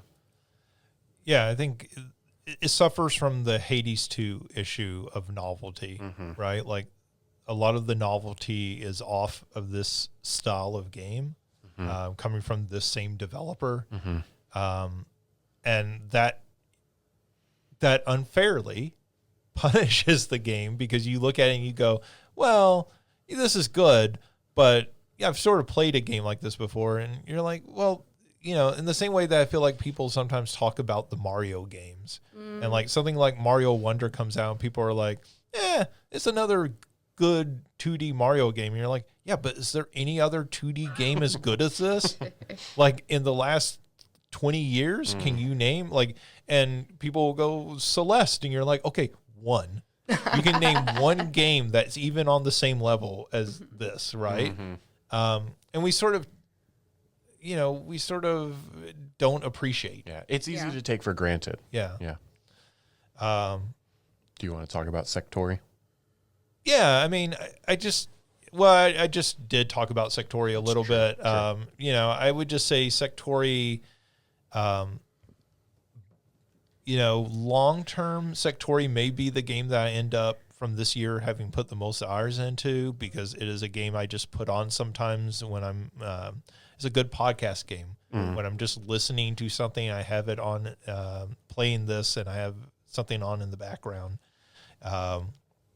I think it is, I love a good story-driven game, but also I often just love a good mechanics-driven game. Yeah. And this is like a really good mechanics-driven game. There's no story. There's none of that dragging us down. This is, some of the people from the team that made it came from the studio who made games like Returnal and Ex Machina, I think is the name of that game. They make very good, Housemarque is their name. This is not Housemarque. This is some people who left Housemarque made this game. Okay. And, they make very good mechanics-based kind of arcadey style games. Yeah. And I feel like this is just a fantastic one of those.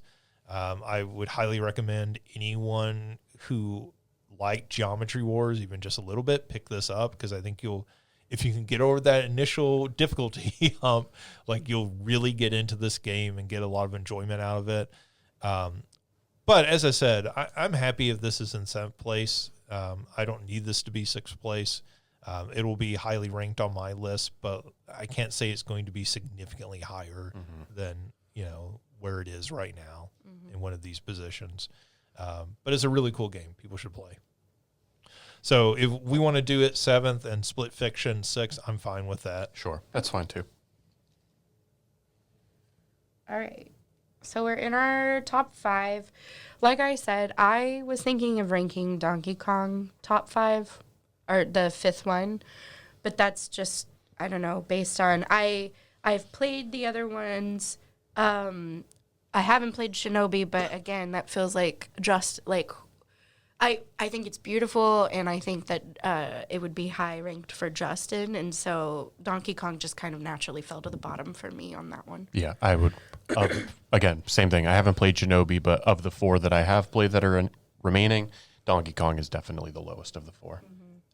Yeah, I mean, I think you've played all 5 of them, so right. I would, both of those games will make my top 5. I think. I have a list. I haven't just finalized the numbering, so that's my problem. I think both of those games will end up in my top 5. I'm kind of like, hey, either one. When we get to this level of ranking, yeah, sure. Oftentimes I'm like, I don't know. Does it matter the difference between 4th and 5th place? Right. Yeah. And what day is it? Because if you ask me a week from now, I may go, no, of course. Yeah. That belongs higher. Yeah. But I think if you've all played Donkey Kong and you feel like, 5th place is fine for it, I'm good with that. Cool. Yep. So then, do we want to? Are you okay with Shinobi at number 4 then? Yep, that's what I was going to ask. Let me see what else is. So our remainings would be Blueprints, Dispatch, Shinobi, Clair Obscur. Yeah, I think Shinobi, that's a good place for it to weasel its way into 4th place. Yeah, so then this becomes a pretty difficult top 3, I feel like, because I feel like each of these games makes a pretty strong argument. For Game of the Year, for sure.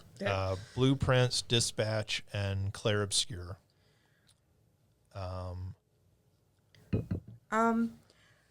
I like I said, as soon as I watched Blueprints and then played it, I had it as my top game. I know that there was a lot of issues with it, and I definitely think shouting out something that's was so surprising, was so cool, was so like breath of fresh air. And I don't know if I'm leaning towards it being third because the other, like, Clair Obscur is Clair Obscur, right? It's amazing.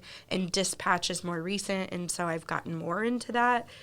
But I'm leaning Blueprints third, but also would be, again, this top three, what day is it? Like, and we can... Sure. But that's kind of where I'm leaning now. I don't know.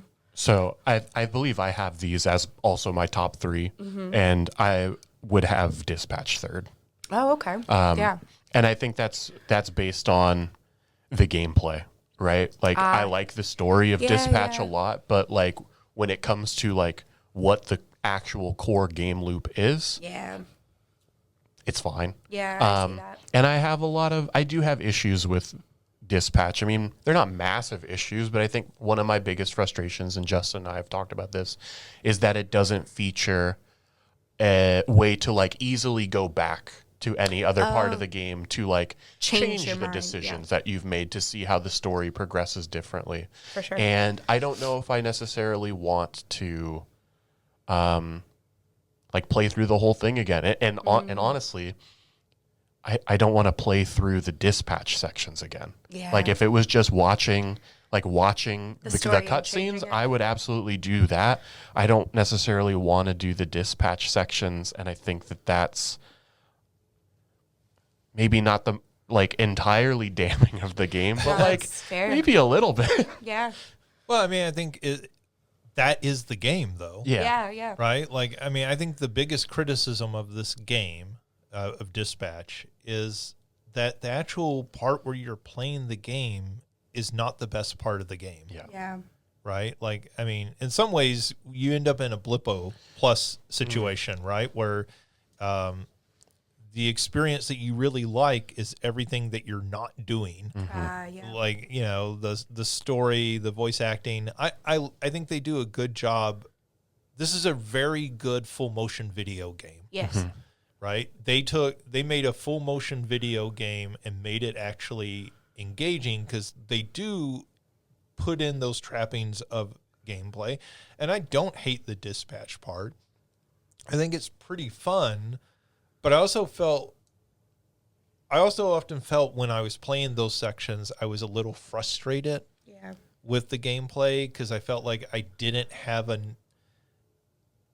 felt like I never had enough feedback to know what I should be doing. I felt like often I failed with who I dispatched, and I was like, well, I don't really understand why I failed on that.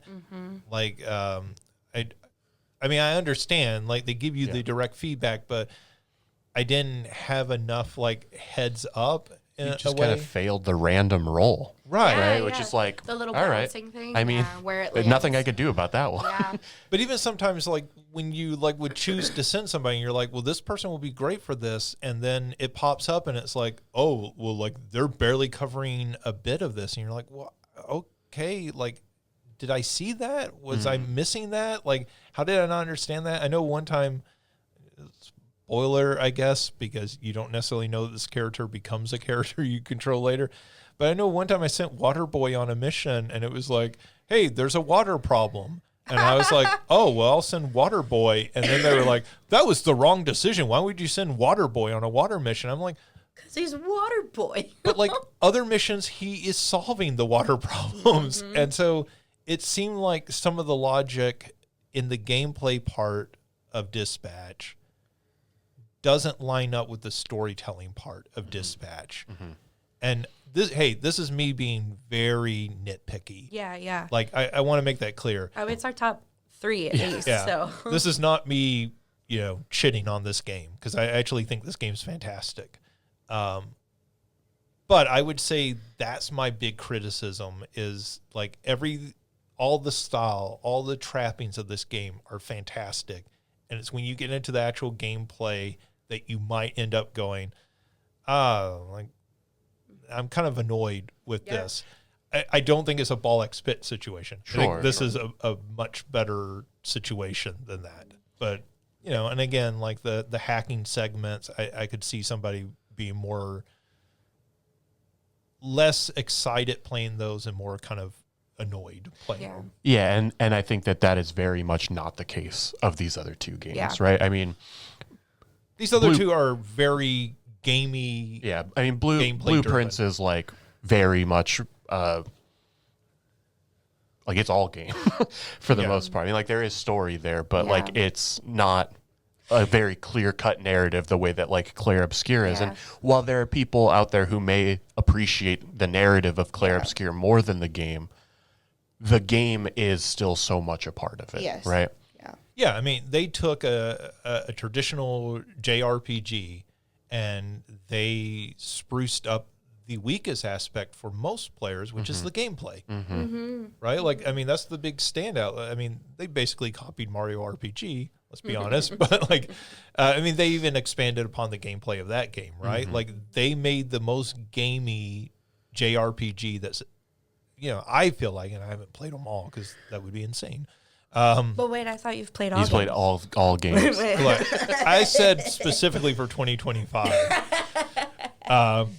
But you know, I feel like that game is the most gamey one of those games has been in a long time. At least one of the more mainstream ones, right? You know, we can say some stuff about Final Fantasy 16. They certainly made efforts in that direction and everything. But for a turn-based RPG, they really went above and beyond in that aspect. And I think that's why that game connects with so many people who don't traditionally like that style of game. Right. So I think, are we okay with Dispatch at number 3 then? Yeah. I think so. I think that is a very high mark for that game to get third. And that's mainly, honestly, because I just love the voice acting so much. Like, I think that game being third goes to show how strong all of the other parts of that game are, right? Yes. Like, if we both feel fairly similarly about, like, the dispatching sections are, like, at best. I mean, I think it's fun. Okay. Like, they're just not as intuitive as, like, it could be, or it should be, I think. Yeah, I mean, I actually watched an interview with Aaron Paul where he was talking about the game, and he was talking about a season 2, like very enthusiastically. And I'm sure, you know, part of that is, hey, I want a job. Yeah. This is a job where I show up and record some lines. Like, this is easier than doing Breaking Bad, right? And video game fans are they're real good. But I also think this is a game where you feel like, okay, well, the weakest aspects of this game in some ways are the gameplay, and that's something there is room for them to improve. Sure. But like, again, I don't want to say that the gameplay's bad. The actual dispatching I enjoy better than the like quick time events or the hacking segments. Okay. I actually enjoy it better. I would say it's actually can be really fun. I just don't like the feedback that you get sometimes. I don't feel like I didn't feel like I knew enough to make the right decisions sometimes, which can be somewhat frustrating. Sure. But yeah, I still think third place. Like, this was a good year of games, and third place says a lot about that game. And yes, Flambe singing, you know, "Bitch" is like such an amazing moment of this game year. It's going to continue to be a meme for sure. Yeah, I mean, just doing something like that, right? Having the awareness to really lean into that moment and to pick the right song. Yes. Right? Like, what song would this complete douche of a guy pick? And that he would pick Meredith Brooks' "Bitch" and then make it a diss track. Right? Like, it's so cool. Like, and it shows also at the same time, it's a lot of insight into his character that he does not understand what that song is about. Right. He just heard the word "bitch," wanted to call someone bitch, and was like, "This is my song." Yes. And that is good writing. Yes. Right? Like, because you're making a funny joke at the same time as commenting on him. Yes. Right? He doesn't get this feminist anthem. He just saw the word bitch and was like, oh, well, this is about somebody I don't like. Yeah. I'm calling them a bitch, right? And that is very smart, clever writing, and that makes that a really enjoyable experience. All right, so that leaves Blueprints and Clair Obscur for our top two. How do we feel? I mean, for me, it's not close. Clair Obscur was easily my favorite. Well, not my favorite game that I played in 2025, but my favorite game that came out in 2025. Yeah. I liked Blueprints a lot. I also talked about the issues that I had with it. I think however many months ago when it came out, or when I played it at least. But yeah, I say for me, it was an easy. Clair Obscur was the easy number one, and maybe that's going to be the boring pick, but No, but I mean, I think there's a reason why it's won so many Game of the Year awards. It's like it's all the things that we've been talking about with these other games all together, like really cool gameplay, like innovative ideas, cool storytelling, great music, like awesome visuals. It really just was like that. It checked all the boxes, I think, for the things that I look for, at least.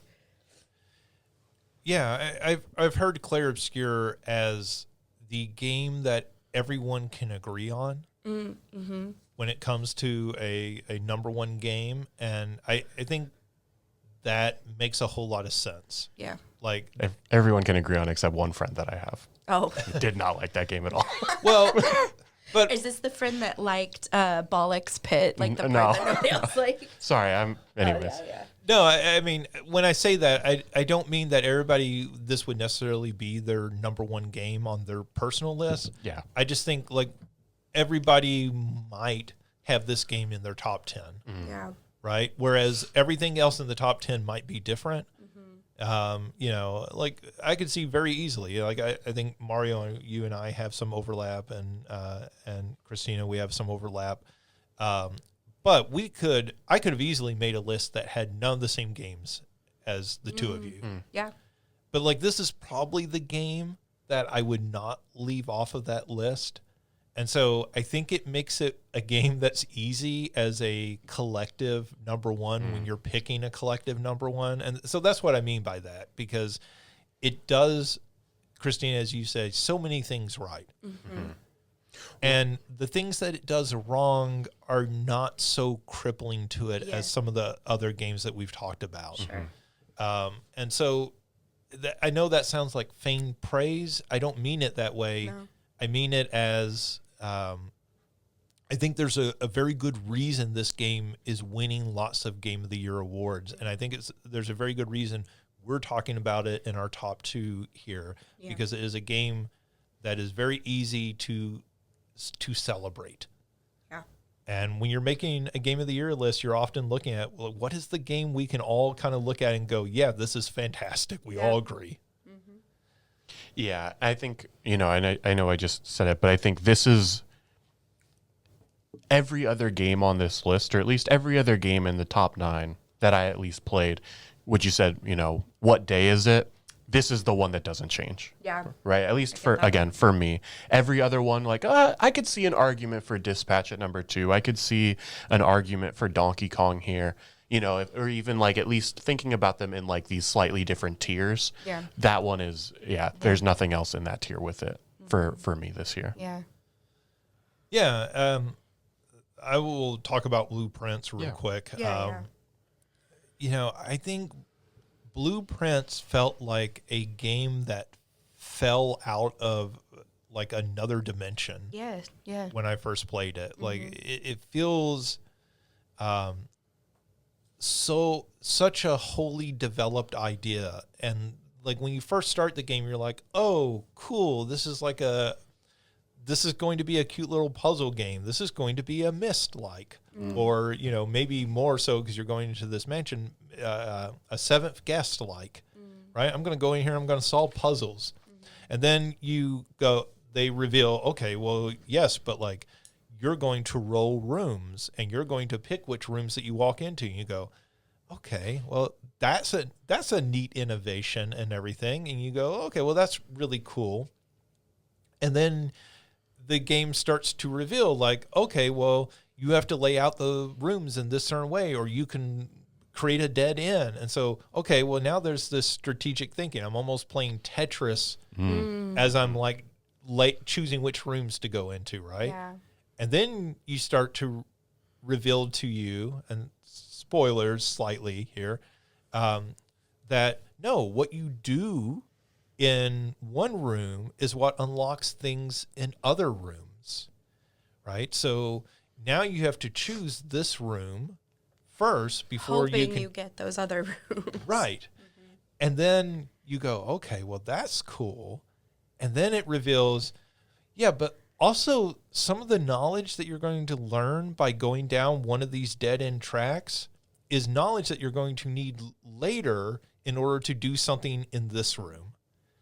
And then it reveals that, okay, well, like this lever that you can get and you can put on this slot machine that you can use to get gold, but like you can also use it in this other way that's going to open up something else into the game.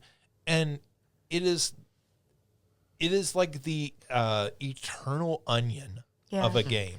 Yeah. Because it's like the original goal that it sets forth of you making it to this one room. Right.